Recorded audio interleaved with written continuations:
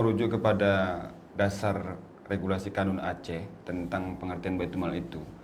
Baitul Mal itu kan sebuah lembaga keistimewaan, ya bahagian dari lembaga keistimewaan dan kekhususan di Provinsi Aceh atau di kabupaten kota yang memang berwenang dan independen dalam mengumpulkan, menyalurkan, memberdayakan, dan mengelola harta zakat, infak, dan juga harta keagamaan lainnya, masuk wakaf, dan pengawasan perwalian. Jadi secara regulasi kita memang lembaga resmi yang dibentuk oleh negara. Dalam hal ini khususnya di Aceh, kalau di nasional namanya Basnas ya. Nah, itulah pengertian secara umum pengertian Baitul Mal itu sendiri.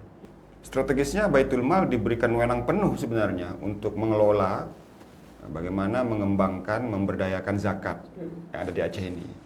Itu wewenang penuh baik secara aturan nasional, Undang-Undang Zakat nomor 23 tahun 2011, karena ada namanya Basnas itu ditandatangani oleh Presiden, dan juga Kanun Aceh nomor 10 tahun 2018 yang direvisi menjadi Kanun Aceh nomor 3 tahun 2021.